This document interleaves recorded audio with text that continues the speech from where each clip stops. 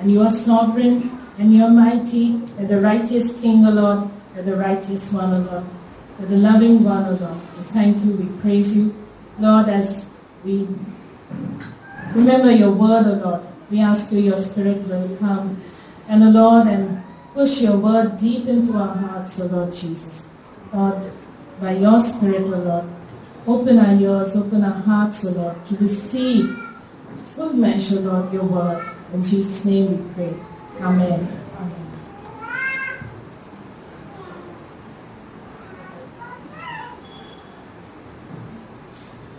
Praise the Lord, everyone. Very good evening. Praise the Lord. So, for the opening word, Brother Anand Raj had already read Matthew chapter 21. Like today we are celebrating Palm Sunday. The Palms. ఈ రోజు మట్టల ఆదివారం సందర్భంగా Anand Raj brother గారు చదివిన వాక్యము మత్తయి 21వ అధ్యాయం చూసుకున్నాం కదా. So actually all the 4 gospels, how many gospels do we have? ఎన్ని సువార్తలు ఉన్నాయండి? Are we sure? Anybody is not sure? All the 4 gospels tell us about Palm Sunday. 4 సువార్తల్లో కూడా మట్టల ఆదివారం గురించి వివరించబడింది.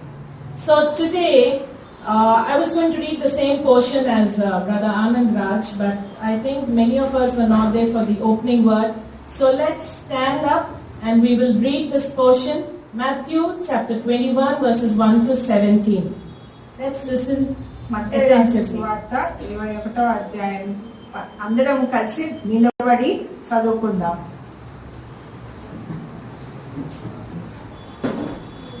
If anybody can please volunteer to read. If you have Hindi Bible, Bengali Bible, please open Matthew Gospel 21st chapter. 21 మత్తయి సువార్త 21వ అధ్యాయము మొదటి నుంచి ప్రారంభం. తరువాత యెరూషలేమునకు సమీపించి ఒలీవ చెట్ల కొండ దగ్గర ఉన్న బేత్ఫాగేకు వచ్చినప్పుడు యేసు తన శిష్యులలో 2 చూచి, మీ ఎదుటనున్న గ్రామమునకు వెళ్ళండి. వెళ్ళగానే కట్టబడి ఉన్న ఒక గాడిదయు దానితోనున్న ఒక గాడిద పిల్లయు మీకు కనబడును. వాటిని విప్పి నా యొద్దకు తోలుకొని రండి. ఎవడైనను మీతో ఏమైనను అనిన ఎడల అవి ప్రభువు నాకు కావలసి ఉన్నవని చెప్పవలెను.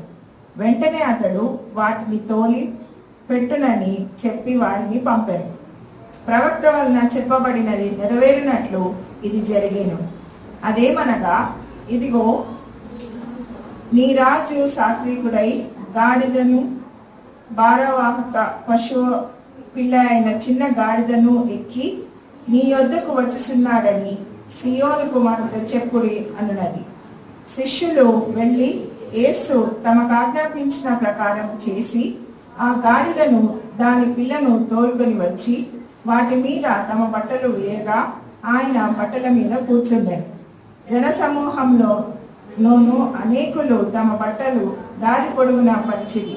కొందరు చెట్ల కొమ్మను నరికి దారి పొడుగున పరిచిరి. జన సమూహంలో ఆయనకు ముందు వెళ్ళచున్న వారును వెనక వచ్చుచున్న వారును, దావీదు కుమారునికి జయము, ప్రభువు పేరట వచ్చుచు వాడు స్తుతింపబడును గాక, సర్వోన్నతమైన స్థలములలో జయము అని కేకలు వేయుచుండి. ఆయన యెరూషలేములోనికి వచ్చినప్పుడు పట్టణం అంతయు ఈయన ఎవరో అని కలవరపడెను. జనసమూహము ఈయన గలిలయలో నజరేతు వాడకు ప్రవక్త అయిన యేసు అని చెప్పిరి. యేసు దేవాలయంలో ప్రవేశించి క్రయ విక్రయములు చేయి వారినందరినీ వెళ్ళగొట్టి రూకలు మార్చు వారి బల్లలను గువ్వలమ్ము వారి పీఠములను పడద్రోసి నా మందిరము ప్రార్థనా మందిరం అనబడును అని రాయబడి ఉన్నది. అయితే మీరు దానిని దొంగల గుహగా చేసిన వారిని, గుడ్డివారును కుంటివారును దేవాలయంలో ఆయన ఎద్దకు రాగా ఆయన వారిని స్వస్థపరిచారు. కాగా ప్రధాన యాజకులను శాస్త్రులను ఆయన చేసిన వింతలను దావీదు కుమారునికి జయము అని దేవాలయంలో కేకలు వేయించిన చిన్న పిల్లలను చూచి కోపంతో మండిపడి, మీరు చెప్పుచున్నది వింటున్నావా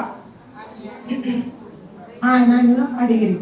అందుకు యేసు, వినుచున్నాను. బాలుల యొక్కయు చంటి పిల్లల యొక్కయు నోట స్తోత్రము సిద్ధింపచేస్తివి అని మాట నెరవేరినట్లు చదవలేదా అని వారితో చెప్పి, వారిని విడిచి పట్టణం నుండి బయలుదేరి బేతనియకు వెళ్ళి అక్కడ బస చేసెను. అందరం కూర్చున్నాం. I request all the children to be stationed in their seats and not keep moving around. We just read, out of the mouths of babes and children, praises are given to God. So, there's no excuse for the small children to not sit and listen to the word. పిల్లలందరూ కూడా ఎక్కడ కూర్చున్నారో అక్కడే కూర్చోండి, ఇటు అటు తిరగవద్దు. ఇప్పుడే వాక్యాన్ని చదివాం కదా, చంటి పిల్లలు స్తోత్రం, చంటి పిల్లల నోట్లో కూడా స్తోత్రం ఉండునని. కాబట్టి మనందరం కూడా వాక్యం వినాలి. పిల్లలందరూ ఎక్కడ కూర్చున్న వాళ్ళు అక్కడే కూర్చోండి, కదలొద్దు. Thank you. So today is a day we take our palm branches and we wave them out singing Hosanna. ఈ రోజు మనందరం కూడా మట్టలు పట్టుకొని హోసన్నా హోసన్నా అని స్తుతులు పాడాం కదా. So pastor asked at the beginning of the service, why do we wave the palm branches? Pastor గారు ఆరాధన ప్రారంభంలో ఈ మట్టలను మనం ఎందుకు ఇలా ఊపుతూ స్తుతిస్తున్నామని అడిగారు. So I want to ask you again, why are we waving these palm branches? మళ్ళీ నేను అడగాలనుకుంటున్నాను, ఎందుకు ఇలా చేస్తున్నాం మనం? Yes, brother. In remembrance of that incident. In remembrance of that day when Jesus entered Jerusalem, it is a sign of victory, Battle of peace. it shows peace. Yes. ఆ దినం గుర్తు చేసుకుంటూ జరిపిస్తున్నాము. ఇంకొకరు చెప్పింది జయమును గుర్చి, ఇంకొకళ్ళు సమాధానం గుర్చి మనం ఇది ఇలా చేస్తున్నాం అనుకుంటున్నాం. That's correct, all your answers. The actual reason why they held the palm branches was because in the Feast of Tabernacles they would take the palm branches and in victory they would wave the palm branches in the Feast of Tabernacles. పస్కా పండుగ సందర్భంగా జయముకు గుర్తుగా ఇలా మట్టలను ఊపేవాడు. అది యూదుల ఆనవాయితీ. So what is the victory has Jesus got for you and for me? అయితే నీకు నాకు ఇచ్చిన ఈ జయం ఏంటి? The answer is here on the top. ఇక్కడ పైన రాసి ఉంది, చదవండి. ఏమని రాసి ఉంది?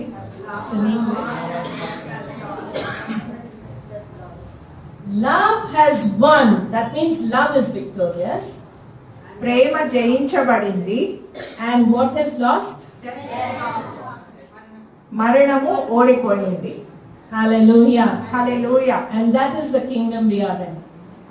అటువంటి రాజ్యంలో మనమందరం ఉన్నాం. We are the kingdom of the Lord Jesus Christ. యేసు ప్రభు యొక్క రాజ్యంలో మనమందరం ఉన్నాం. We know that God is love. మనందరికీ తెలిసిన విషయమే, దేవుడు ప్రేమ అయి ఉన్నారు. And we know that we have overcome death because our King has overcome death. మనము మరణమును జయించినాము, ఎందుకనగా మన ప్రభు అయిన యేసుక్రీస్తు మరణమును జయించారు కాబట్టి. So today I will title my message as Shiloh the King. Shiloh or Shiloh. షిలో. It's in Genesis 49 verses 10 to 12. ఒకసారి చూద్దాము. ఆదికాండము 49వ అధ్యాయము 10-12 వచనాలు. Let's read these verses.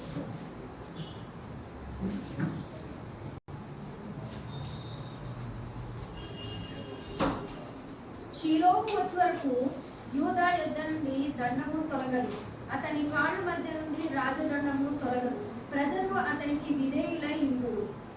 ద్రాక్షావల్లికి తన గాడిదను From 9, sister, please. 9వ వచనం. యూదా కొర్మసింహము, నా కుమారుడా, నీవు పుట్టిన దానిని తిరిగి వచ్చితివి. సింహము వలెను గర్జించు, ఆడు సింహము వలెను అతడు కాళ్ళు ముచ్చుకొని పండుకొనేను. అతన్ని లేపువాడెవడు? షీలోహు వచ్చి వరకు యూదా యొద్ద నుండి దండము తొలగదు. అతని కాళ్ళ మధ్య నుండి రాజదండము తొలగదు. ప్రజలు అతనికి విధేయులై ఉండురు. ద్రాక్షావల్లికి తన గాడిదను, ఉత్తమ ద్రాక్షావల్లికి తన గాడిద పిల్లను కట్టి ద్రాక్ష రసములో తన బట్టలను, ద్రాక్షల రక్తములో తన వస్త్రములను ఉడుకును. So who are these words referred to? ఎవరి గురించి ఈ వాక్యం మనకు చెప్తుంది? Who bows down and lies down like a lion? సింహం వలె గర్జించు అతడు, ఆడు సింహం వలె అతని కాళ్ళు ముడుచుకొని పండుకొనని సెలవిచ్చబడింది. ఇది ఎవరి గురించి చెప్పబడింది? యేసు ప్రభు గురించి. So whose words are these? Who is giving this prophecy? Is this a prophecy? ఇది ప్రవచనం అండి. ఎవరు ప్రవచించారు? Who is writing these words? ఎవరు రాశారు ఇది? Read once more. మళ్ళొకసారి చదువుదాం. No, we'll not read that portion. But Jacob is telling Judah, one of his sons, that he will be like a lion. From him, a lion is going to speak up. ఇక్కడ యాకోబు తన ఒక కుమారుని గురించి చెప్తున్నాడు. From Judah, the scepter or the ruling rod or the king's rod will not depart from Judah. యూదుల నుంచి Scepter, the king's యూదుల కొదమ సింహము వారి నుంచి ఆ దండము వారి నుంచి తొలగింపబడదని సెలవిచ్చబడింది. 10వ వచనాన్ని గమనించండి. And Jacob, in his last words, he's telling to Judah that until Shiloh comes, and to him all the people will obey him. షిలోహు వచ్చే వరకు అందరూ ఆయనకి దండము విధేయులై ఉందురు అని ప్రజలందరూ కూడా విధేయులై ఉందురు అని 10వ వచనంలో చెప్పబడింది. Then he goes on to prophesy who Jacob is prophesying. Israel is prophesying. యాకోబు ప్రవచిస్తున్నాడు ఇదంతా. He's saying that he will ride on the donkey's colt. 11వ వచనంలో ఉంది చూడండి. తన గాడిద పిల్లను కట్టి గాడిద పిల్ల మీద వచ్చును అని. And he will wash his garments with wine, that means with his blood. ద్రాక్షల రక్తములో తన వస్త్రమును ఉదుకును. And his eyes are darker than wine, and his teeth are whiter than milk. Shows perfection in the physical life of Jesus. 12వ వచనంలో అతని కన్నులు ద్రాక్షారసం చేత ఎర్రగాను అతని పళ్ళు పాల చేత తెల్లగాను ఉండును. So the ruling rod will not depart from Judah until Shiloh comes. రాజదండము షిలోహు వచ్చు వరకు వారి నుండి తొలగింపబడదు. So we see clearly that Jacob was the first one to prophesy that Jesus is coming riding on a donkey, and that king with his scepter will never depart from Israel. అయితే ఇప్పుడు గమనించినట్లయితే ఇక్కడ యాకోబు యూదా గురించి యూదా గోత్రం గురించి ప్రవచించడం మనం గమనిస్తున్నాం ఇక్కడ. అయితే ఇప్పుడు మట్టలాదివారం జరిగిన సంఘటన ముందుగానే ఆయన చేత ప్రవచింపబడింది. So what Jesus said in Matthew 21 verse 4, which we just read, ఇప్పుడు మత్తయి సువార్త 21లో మనము చదివిన ప్రకారము all this was done. ఇదంతా 21వ వచనంలో ఏమని ఉందండి? 4వ వచనంలో ఎవరైనా ఒకసారి మళ్ళీ చదవండి గట్టిగా. ప్రవక్త వలన చెప్పబడింది నెరవేరునట్లు అది జరిగెను. The reason why Jesus is the Messiah, we believe Jesus is the Messiah, because all prophecy, all scripture has been fulfilled in the Lord Jesus Christ. యేసు ప్రభువే మన మెస్సయ అని కారణం ఏంటంటే ఆయన జీవితంలో మనం చూసినట్లయితే ప్రతిది కూడా ముందుగానే ప్రవచింపబడినవన్నీ కూడా ఆయన పట్ల నెరవేర్చబడడం గమనిస్తున్నాం. So Jesus comes intentionally riding on a colt to fulfill the scriptures right from Genesis. కాబట్టి ఆదికాండంలో ప్రవచించబడిన ప్రకారంగానే ఇక్కడ యేసు ప్రభువు అది నెరవేర్చడం మనం గమనిస్తున్నాం. Then he quotes Zechariah 9:9. Zechariah 9:9లో కూడా మళ్ళీ చెప్పబడింది. అదే ఇక్కడ యేసు ప్రభు కూడా చెప్తున్నారు. Your king is coming humble and sitting on a donkey. ఒకసారి చూద్దాము జకరియా 9:9. అక్కడ ఏమని చెప్పబడింది? మీ రాజు ఒక గాడిద పిల్ల మీద ఏగి వస్తున్నారు అని ఉంటది.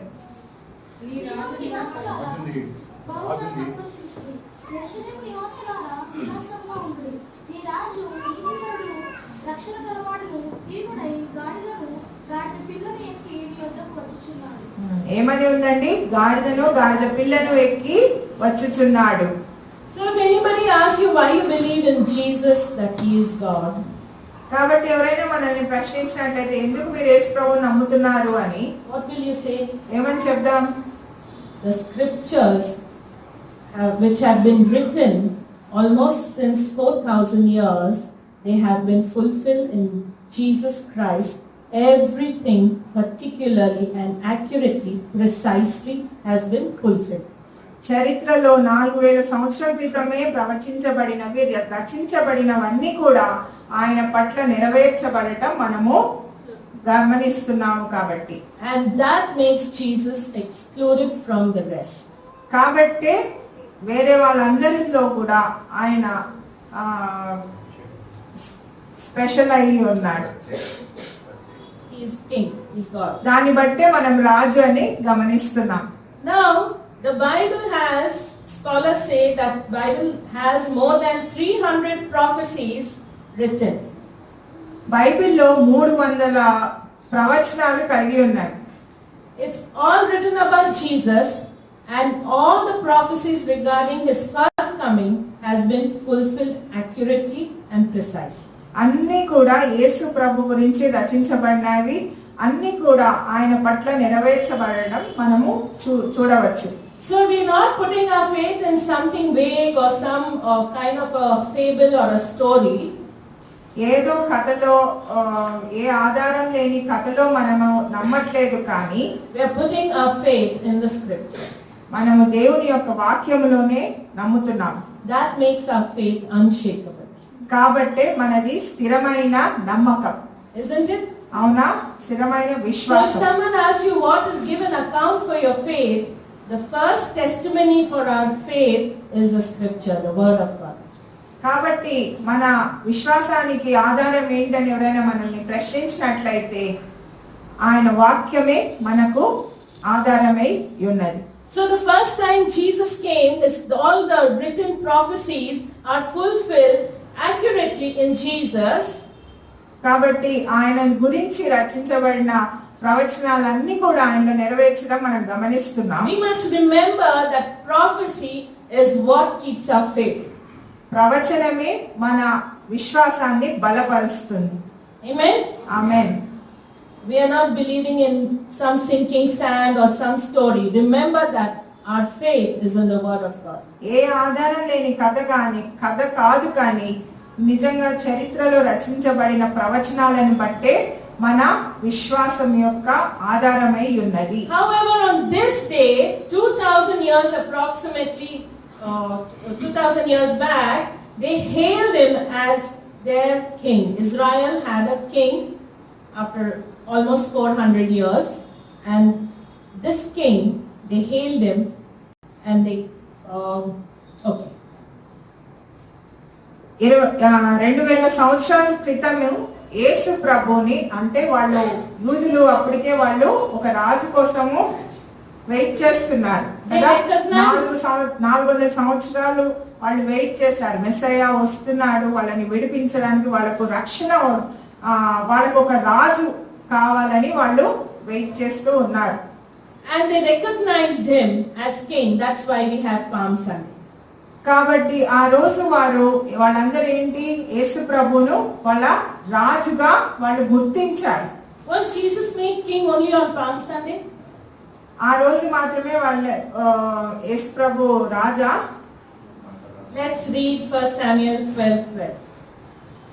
మొదటి సమూయేలు 12వ వచనం చూద్దాము. 12వ అధ్యాయము 12వ వచనం. 12:12. అయితే అమ్మోనీయుల రాజైన నాహాషు మీ మీదికి వచ్చిన మీరు చూడగానే మీ దేవుడైన యెహోవా మీకు రాజైనను ఆయన కాదు, ఒక రాజు మిమ్మల్ని ఏలవలేదని మీరు నాతో చెప్పితిరి. కాబట్టి మీరు కోరు ఏర్పరచుకున్న ఆ రాజు ఇతడే. Who was the king of Israel? ఇశ్రాయేలుకు రాజు ఎవరు?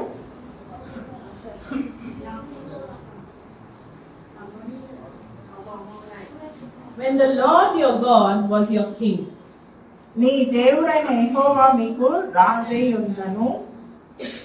ఆయన కాదు. ఆయన కాదని ఇక్కడ ఉంది, కానీ అసలు అయితే ఎవరు ఇశ్రాయేలుకు రాజు ఎవరు? later part I think of the verse and then we will translate. 12 right? Yeah.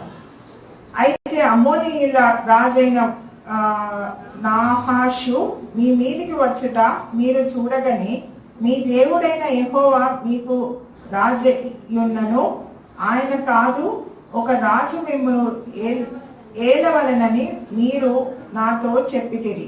కాబట్టి మీరు కోరి ఏర్పరచుకొనిన రాజు ఇతడే, యెహోవా ఇతనిని మీ మీద రాజుగా నిర్ణయించి ఉన్నాడు. So what I want to point out here is that Jesus, he was God right from the beginning. And he was their king. He was the king of Israel. But because they couldn't see him, though they took all the benefits of winning all the wars, but they always looked at the other countries and they wanted a man as a king. But God was their king. ఇశ్రాయేలుకు ఎప్పుడు కూడా దేవుడే ఒక రాజుగా వాళ్ళకు ఉన్నారు.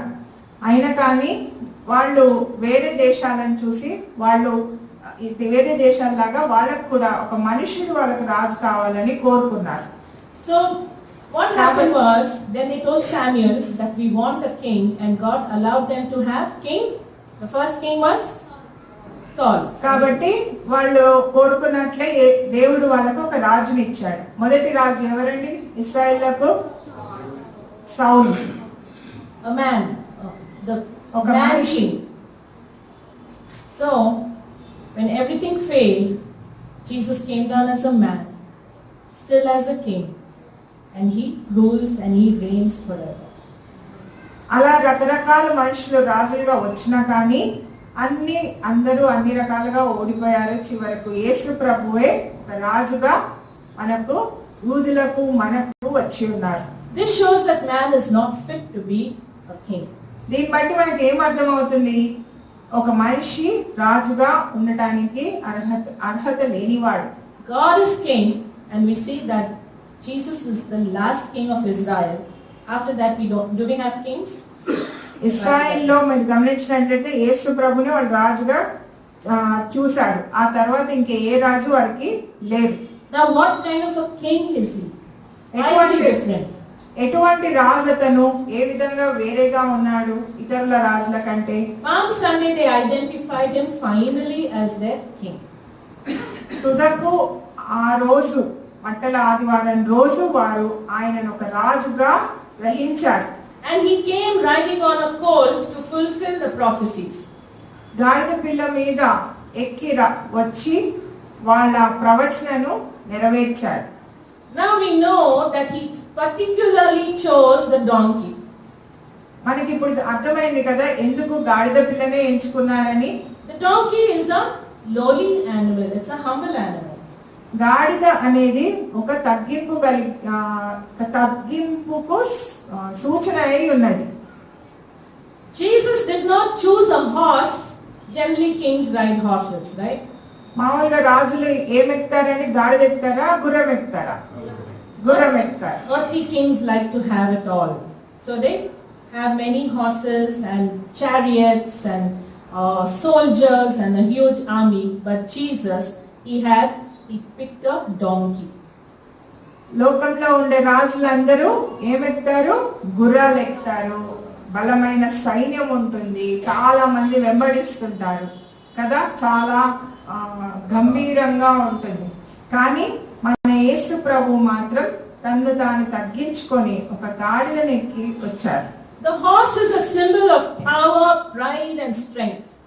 గుర్రం అనేది శక్తికి గర్వముకు సూచన అయి ఉన్నది. But the donkey, కానీ గాడిద, we make fun also of people in that word. వేరే వాళ్ళని మనం అప్పుడప్పుడు అంటాం కదా,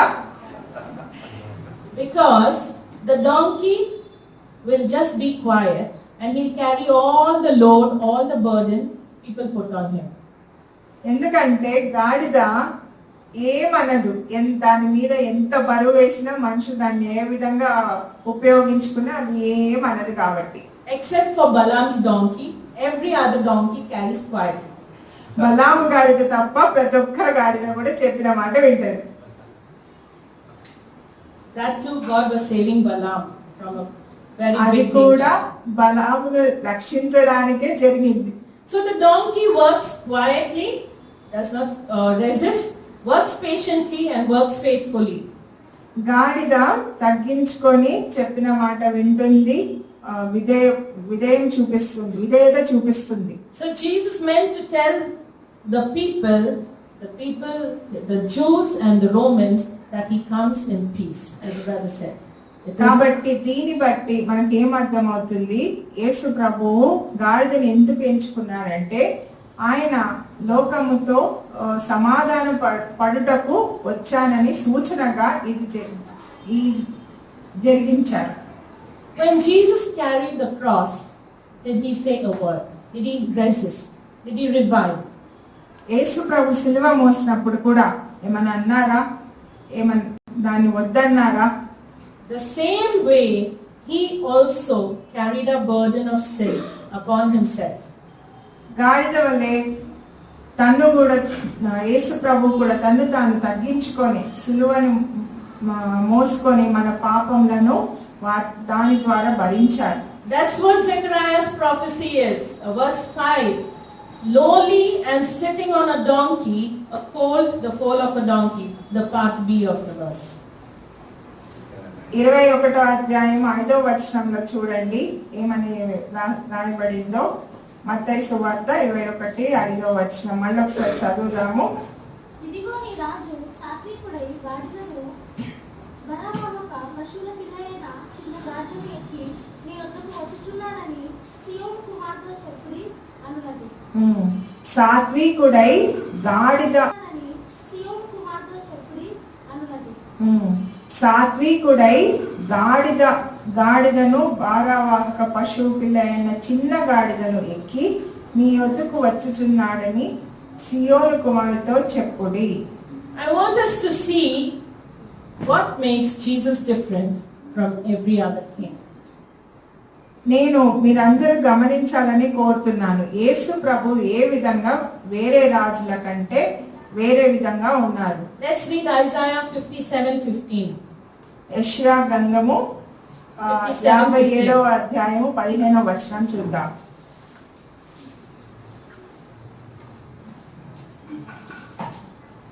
మహాపరుడును మహోన్నతుడును పరిశుద్ధుడను నిత్య నివాసి అయిన వాడు ఇలాగ సెలవిచ్చుచున్నాడు.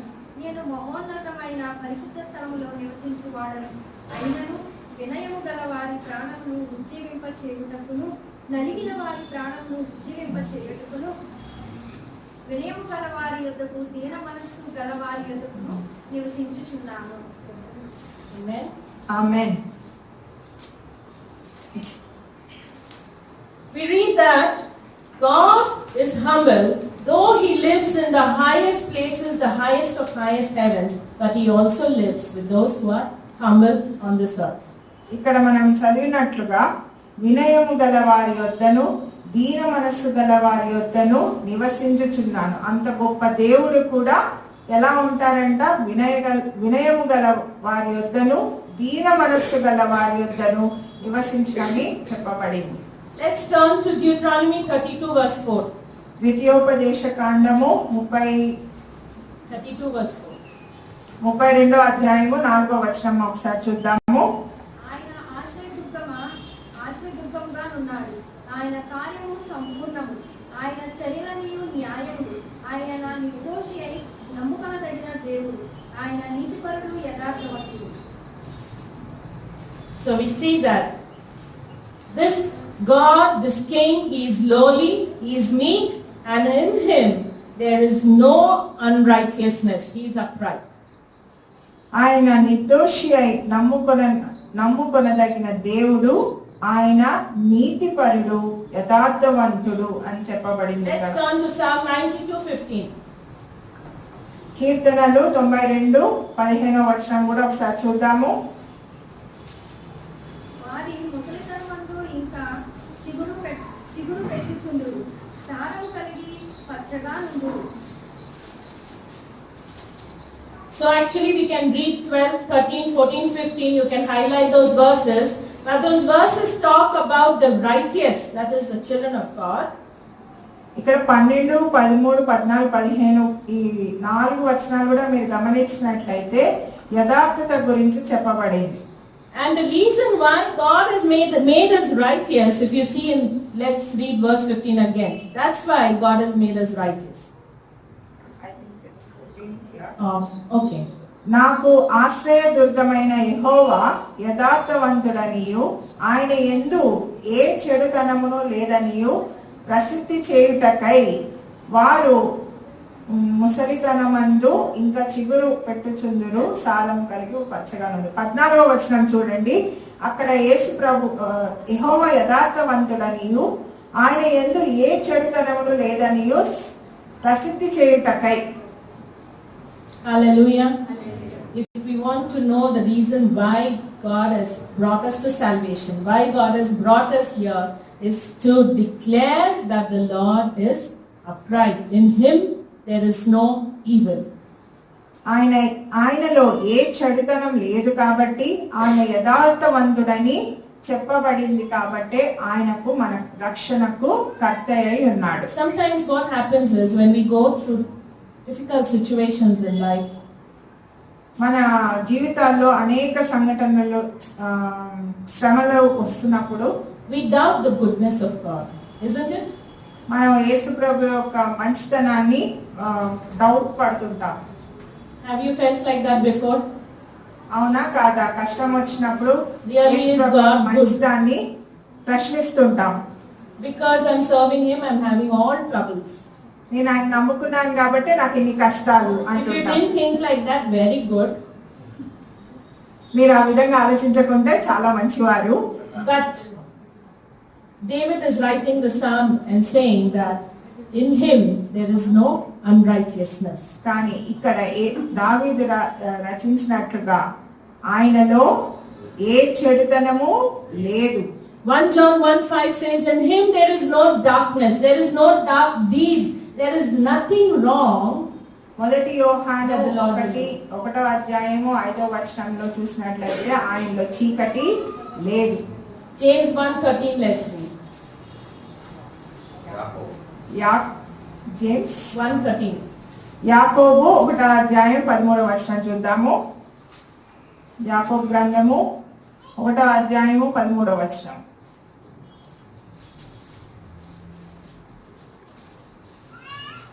So first we saw Jesus is the humble king. Now we see that he is the righteous king. In him there is no unrighteousness. దేవుడు కీడు విషయమై శోధింపబడలేడు. ఆయన ఎవరిని శోధింపడు కనుక ఎవడైనా శోధింపబడినప్పుడు నేను దేవుడి చేత శోధింపబడుచున్నానని అనకూడదు. So it does happen that we can assume and we can think that God is the one who is bringing trouble to us. మనం అనుకుంటుంటాం కదా దేవుడు మనల్ని శోధిస్తున్నాడని. But the Bible says the opposite, that He is upright. అని ఇక్కడ ఏం చెప్పబడింది 13వ వచనంలో, దేవుడు కీడు విషయమై శోధింపబడ నేరడు. Third point, His is the righteous kingdom, everlasting kingdom. ఆయనది యథార్థత కలిగిన రాజ్యము. Daniel 7:13-14. దానియేలు గ్రంథము 7వ అధ్యాయము 14వ వచనం. Let's read. 13-14. దానియేలు గ్రంథము 7వ అధ్యాయము 13-14 వచనాలు చూద్దాము.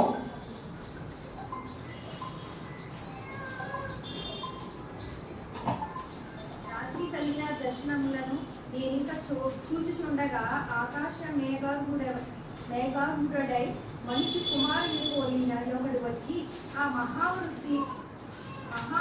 మహావృత్యుడగు వాని సన్నిధిని ప్రవేశించి ఆయన సముఖమునకు సకల జనులను రాష్ట్రములను ఆయా భాషలు మాట్లాడువారును ఆయనను సేవించినట్లు ప్రభుత్వమును మహిమయు ఆధిపత్యమును ఆయన ఇయ్యబడింది.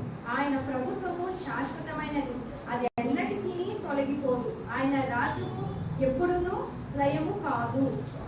Amen. Aren't you glad to be a part of this kingdom? ఆమేన్. మనందరం కూడా ఈ రాజ్యంలో ఉన్నందుకు మీరందరూ సంతోషిస్తున్నారా? Hallelujah. Hallelujah. This is an everlasting dominion. ఆయన రాజ్యము ఎప్పుడునూ లయము కాదు. All earthly kingdoms have fallen and whatever is left also will fail. But the kingdom of the Lord Jesus Christ is here to rule and reign forever. ఇహలోక రాజ్యాలన్నీ కూడా కూలిపోతున్నాయి, కానీ ఆయన రాజ్యము మాత్రమే ఇప్పుడు ఎల్లప్పుడూ స్థిరమై ఉన్నది. Every king has an army. ప్రతి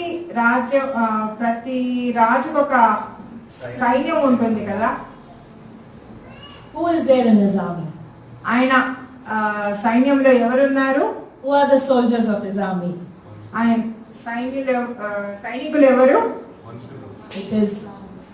It is you. It is me. Amen. It's not everybody in the world. Who are the soldiers of this everlasting kingdom? ఆయన రాజ్యంలో సైనికులు అంటే ఎవరో కాదండి, మీరు నేను. ఆయన సువార్తను తీసుకువెళ్ళవలసిన సైన్యం మనమే. Let's read Philippians 2:8. ఫిలిప్పీలకు రాసిన పత్రిక 2వ అధ్యాయం 8వ వచనం చూద్దాం. Do you know it by heart?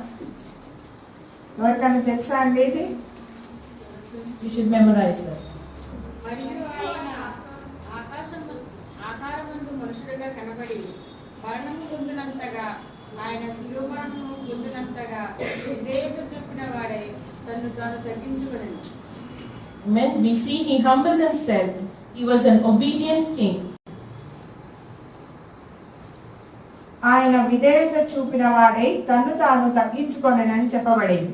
And the verse 10 says that at the name of this king, every knee will bow, and those in heaven, those on the earth, and those under the earth, that every tongue will confess that Jesus Christ is Lord, to the glory of the Father. 10వ వచనంలో, అందుచేతను పరలోకమందున వారిలో గాని, భూమి మీద ఉన్న వారిలో గాని, భూమి క్రింద ఉన్న వారిలో గాని, ప్రతివాని మోకాలను యేసు నామమున వంగునట్లును, ప్రతివాని నాలుకయు తండ్రి అయిన దేవుని మహిమార్థమై యేసుక్రీస్తు ప్రభు అని ఒప్పుకొనున్నట్లును, దేవుడు ఆయనను అధికముగా హెచ్చించి ప్రతి నామమునకు పైనామమును ఆయనకు అనుగ్రహించెను. Obedience is humility, stubbornness is pride. Obedience is humility and stubbornness is pride. విధేయత అనగా తగ్గించుకోవటము, గర్వము అనే మొండితనం అనేది గర్వం. In fact, 1 Samuel 15:23 says that stubbornness is idolatry. Did you think about that? మొదటి సమూయేలు గ్రంథము 15వ అధ్యాయము 23వ వచనంలో గమనించినట్లయితే మొండితనము విగ్రహారాధనకు సూచన అని సెలవించబడింది. And stubbornness is as iniquity and idolatry. ఒకసారి చూద్దామా, మొదటి సమూయేలు 15వ అధ్యాయము 23వ వచనం. తిరుగుబాటు చేయుట, సోదె చెప్పుటేను పాపంతో సమానం. మూర్ఖతను అగుపరచుట, మాయా విగ్రహములు గృహ దేవతలను పూజించుటతో సమానం.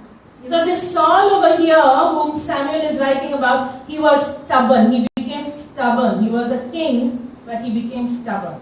ఇక్కడ సౌలు గురించి చెప్పబడింది. సౌలు ఒక రాజు అయినా గాని అతను మూర్ఖుడై ఉండెను, మూర్ఖత్వం కలిగి ఉన్నాడు. God made him a king. He was not happy with that.